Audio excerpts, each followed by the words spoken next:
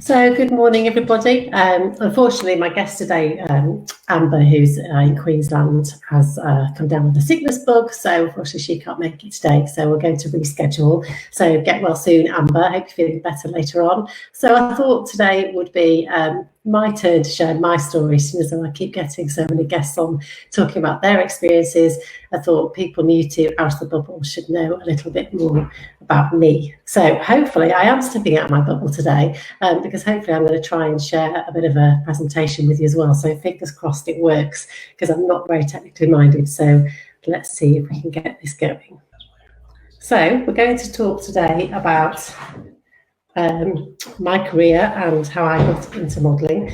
I started modelling when I was 46, so 4 years ago. So it's something that I've definitely come later to life in. And I think it's fair to say that in my 20s and 30s, I didn't really have a career plan. I kind of muddled through.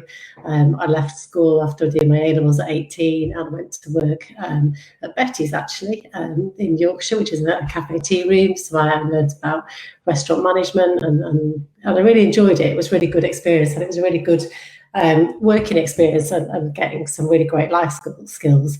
But I didn't really have a plan, so I spent years working in retail.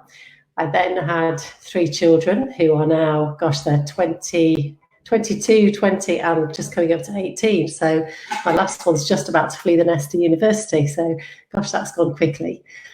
So I stayed at home whilst the children were really young. I was fortunate and I really enjoyed doing that.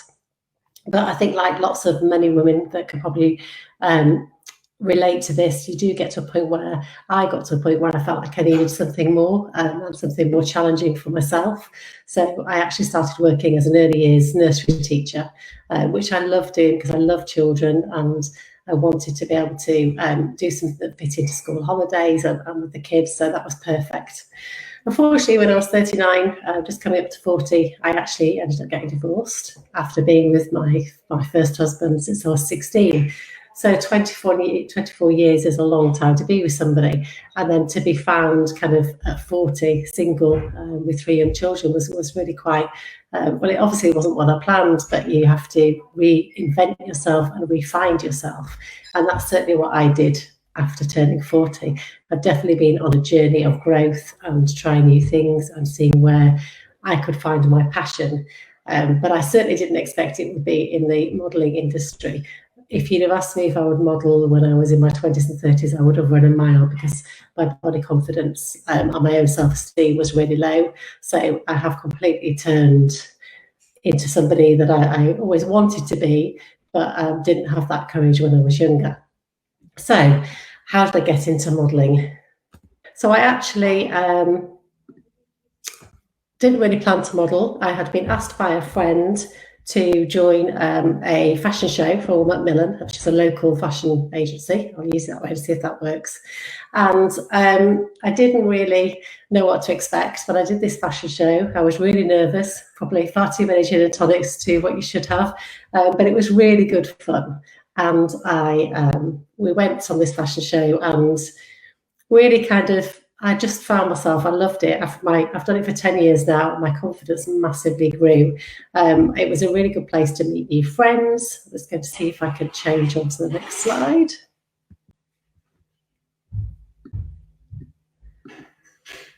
No, something's not letting me do it. Let's see now. Here we go. So I modelled this for 10 years, and each year I did it, my confidence grew.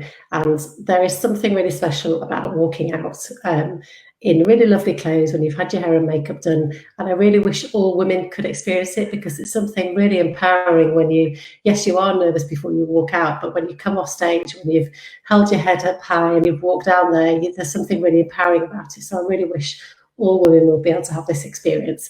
So I did this, and after probably 6 years of doing it, it actually coincided with the time when I stopped colouring my hair. So I've been grey since I was 15, 16, and dyed it every colour of the rainbow. So I've had blue hair, navy blue hair, red hair, dark black hair, all sorts of colours. And so I was at 45, 46, and I just woke up one morning and decided that I really wanted to stop colouring my hair and let it go and grow out. So I did. So at the same time as that, after doing the fashion shows, I thought, well, actually, after a bit of encouragement from others, I should just try and maybe send off some photographs and see if I could get some modelling work. Not thinking of anything in particular, just thought maybe if I could pick up some work in Leeds and weren't local to where I live in the city, then that would be a really nice hobby and it would be something of interest. But actually, so when I got chosen by a London agency, you can imagine my surprise. And the Monks, when I'd first started working with the model agency in London, which was a huge shock to me, it came about the same time as, I don't know if anybody can remember, there was a Loose Women, My Body, My Story campaign, where the presenters of Loose Women, Andrew McLean and people like that, all took a photograph in their lingerie, but unedited. So it was, and it was classed as brave, and I hate that word brave because we shouldn't be feeling brave about our bodies. We should just be able to accept them as we are. So, but it was a great campaign because it highlighted how we all judge each other so much. So a local photographer, Maya Fawcett from Silver and Bean Photography, came along and put a shout out on Facebook. I'd never met her before, saying, would any local women like to reenact the photo? So I stupidly said yes. It's a bit of a trait of mine since turning 40. I just said yes to everything because I think life's too short. So we all ended up, I think there was about 15 of us, ended up on the show, on the day of the show, with the day of the filming, we went to the studio and Maya took some amazing photographs of us, and we all had little slogans where we had to hand up our cards. I chose "This is me," and we were a real cross section of women. None of us had ever met each other. We had a few glasses of champagne, but it was the most liberating day. And I learned so much about those women and about myself that day that it really was a huge turning point for me. And what struck me the most was how we all have our own body issues and we all have our own story to tell. And we are so quick to judge other people and ourselves as well. That I just came away thinking, we don't know the stories behind these women, but they are just gorgeous, beautiful people on the inside and out. And I came away thinking, all those, I'd wasted so many years with having hang-ups about my body. That it's time to just move on from that now, put it past you and try and grow. So that was a huge turning point. And because the photo had gone out on social media, the Loose Women team actually had picked up on it and invited us to the studio live. So we actually went live to Loose Women and recreated this photograph in our lingerie. So that was right at the beginning. My next big job was Swimsuits for All, which was a video shot in the Bahamas with the American singer Lizzo and the non only Ashley Graham. Ashley Graham, for anybody that doesn't know, is an American beauty and fashion model who has broken down so many barriers in the industry for curve women. I'm a massive fan of her. I think she's done so well for herself and for inspiring so many other women out there to be more body confident. So you can imagine my surprise when I got the call sheet out to say that I had been booked on this job for Swimsuits for All. And I have to say, because when I first started with model agencies, I had several different little ones, so I was kind of dotted all over the country. And when you're starting out, you have to take chances. So I actually contacted Swimsuits for All directly on Instagram because I like to make contact with people, and said how much I really like their brand. They're really inclusive. They do a lot of diversity. And I jokingly said, if you ever need a grey-haired 40-plus model, I would love to work with you. And the gods were looking after me because the timing was perfect, and they actually contacted me a few days later and said, yes, that's exactly what we are looking for in our next job. Would you like to be booked? So within a week, I was booked on it. And in November 2018, I was sent off to the Bahamas. And it really was a life-changing moment. So I came back from that shoot a completely different person. I really I just found myself, and it was just an amazing job. I found myself on the beach, age 47, modelling swimwear, and I never imagined that I would be doing that. I never imagined I'd have the body confidence to do that and to feel good enough for myself. And I never imagined that at 47 I would be doing that. So that was a real breaking point for me, and I did come back from the shoot a different person. Since then, I've been really fortunate to have had some great campaigns. I've worked with the lovely Davina McCall for Tesco's Florence and Fred active range, which was brilliant. And yes, she is exactly how you imagine her to be. She was so friendly and really loved working with her. I've done 3 JD Williams TV commercials now, and if you've never heard of them, they're a great brand representing midlife women in particular. They have a huge range of fashion styles and prices, so I really like working with them. I've worked with Studio 10 Makeup, which is it's a makeup range aimed at women over 35. Panache Lingerie, Ulla Potkin plus size curve range in Germany.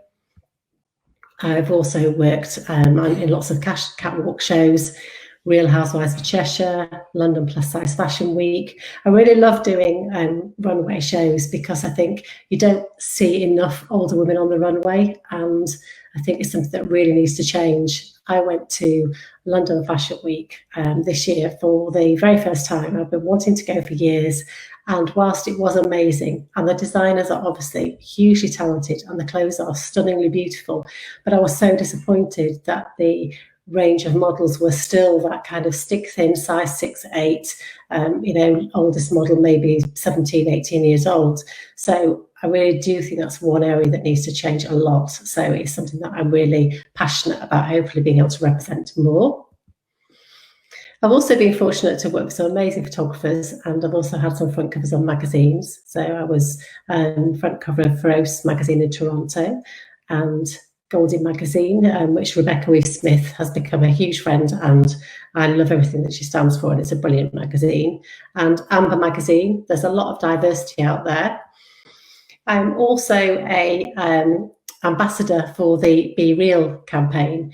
Be Real really wants to try and help promote better body images and self-image and self-awareness for younger people. So they asked me to become a Be Real campaign ambassador. And part of that role was to write a letter to my 16-year-old self, which I am going to share with you now.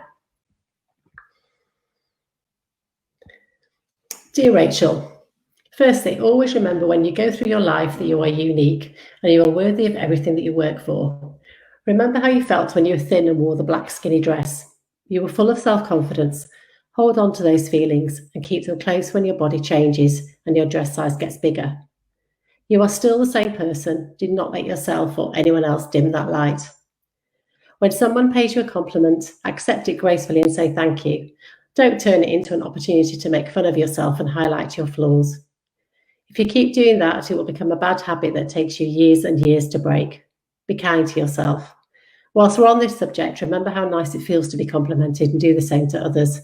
When you say nice things to your friends, it will raise their self-esteem and make you feel good too.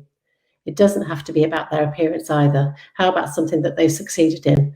After all, there's so much more to all of us than how we look on the outside. Join in with life. Don't let your insecurities stop you from taking part in what is all around you. Play that game of tennis with your friends. They aren't Wimbledon champions either, but they're having fun together. Watching from the sidelines is not quite the same. So what if you're 2 sizes bigger than the other girls? What difference does that make to picking up a racket and hitting a ball? You're not alone with these insecurities. The Be Real campaign alongside YMCA commissioned a report called Somebody Like Me, which found from over 2,000 11 to 16-year-olds, 30% isolated themselves because of their body anxieties. Be brave, and every time you are, your confidence will grow faster and bigger. You will go through your life achieving and experiencing so many things, some good, some bad, but I promise you the numbers on your weighing scales will bear no relevance to anything. It will have no part to play in what you go on to accomplish, so stop standing on them every day. Ask yourself, what purpose do they serve? If you see numbers that you're happy with, yes, you feel great, but then the next day the numbers may be higher and your whole world seems to crash down. Try and imagine if you had a tiny baby and weighed it every day. As it goes through different stages, its weight changes too. Would you love the baby any less if it's bigger than when it was born? Of course you wouldn't. Our bodies change daily for lots of reasons. Learn to love your body and embrace it for all it is. How you often see yourself is not how others view you. We're all different shapes and sizes. You're curvy and always will be. Some of your friends are taller and slimmer. All of you are beautiful. Try and learn to live in the moment more. You can waste so much time and energy thinking life would be better if only I lost half a stone. If only my boobs were smaller, I would be happier.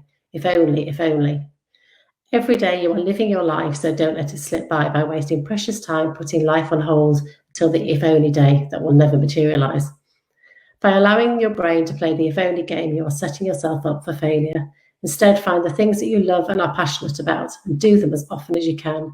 Keep swimming, go dancing, practice yoga, explore every opportunity that comes your way and excites you. If you find that your brain is winning and you're struggling, write down a list of things you're grateful for about each day. I promise you it will make you feel better and it will help you break the cycle. It's about being kind to yourself. The Dove Global Beauty and Confidence Report 2016, which involved 4,500 girls from over 13 different countries, highlights this message too, with 8 out of 10 feeling more confident and positive where they invest in time in caring for themselves. Lastly, if you eat those 5 fish fingers because you love them, or had the second piece of cake when no one was looking, don't beat yourself up afterwards. So what? It's done. Did you enjoy it at the time? Yes. Has your life come to a catastrophic end afterwards? No. Everyone has days when they overindulge for lots of different reasons, but then the sun comes up and it's a new day. Nothing good will come from dwelling on past events of any kind. So move on, look forward, and most importantly, be kind to yourself with love. So that was my letter to my 16-year-old self. And I would say something about how you want to change yourself, and it's about learning to accept yourself. You know, when I was in my 30s, I hated being big chested. I'm a 34 double FG, depending on the bra, and I've always been big. So when I got to 30, I really hated them so much that I actually made an appointment to get reconstructive surgery to have them reduced. And luckily now, looking back, I'm pleased I didn't. I actually decided that it wasn't the right thing to do after making the appointment, but I nearly did, and that was something that I'm really conscious of the fact that, you know, we've got to embrace what we've got because we are all different. So part of my passion for what I'm doing is to become more of a body confident campaigner, to encourage other women to stop apologising for our bodies and really get out there and share the message.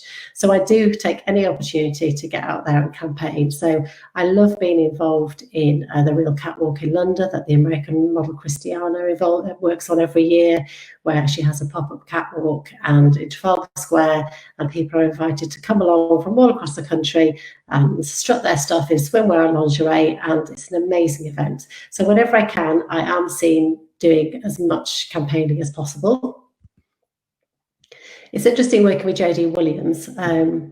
They did a poll a couple of years ago and found out that 70% of women over 45 still feel ignored by the high street and the fashion industry. And 8 out of 10 women don't feel represented enough in adverts, which is something that I really want to be part of that change. There are some fantastic older models out there that I really admire and respect that don't get enough work, and we're all trying to break down those barriers. So it'll be interesting to see how it changes in the next few years, because we have seen growth and we have seen more women being used at over 40. So let's hope that really does improve. But the good news was 56% of women over 45 now define themselves as body confident, which was an increase since 2016. So I hope that by sharing some of my story, it might have just given you a little bit of an insight into who I am and what I'm about. So through doing all the modelling, starting later in life, I found so many other women on social media that were really inspiring me every day, that have reinvented themselves, that are helping support other women, which is where the idea for Out of the Bubble came. So I set up the podcast in 2018. I've just finished my 3rd series, and I love the opportunity to share women's stories. So I've had women that have, done amazing sporting events. I've had women that have been champions of other women through charity, and I love being able to share their stories. So that's what I'm about. And I hope to be able to continue on this journey. My podcast will be back in the autumn, and I'm really enjoying being able to set up this Facebook morning show, because it hopefully will give me an opportunity to reach more women and interview more women, make those connections, and also for you to get to know more about me. So I hope that's been a little bit of inspiration for you, and at least you know who I am. and enjoy the rest of your day. And I will be back tomorrow when I'll be talking to Siobhan. And Siobhan is currently touring the UK, although obviously not through lockdown. She's taken a year out, she's just retired, and she's in a camper home, and she's travelling around the UK. So I'm really looking forward to finding out more about her journey and how she's managed to cope through lockdown. So go and enjoy the sunshine, and I'll see you tomorrow. Thank you. Bye.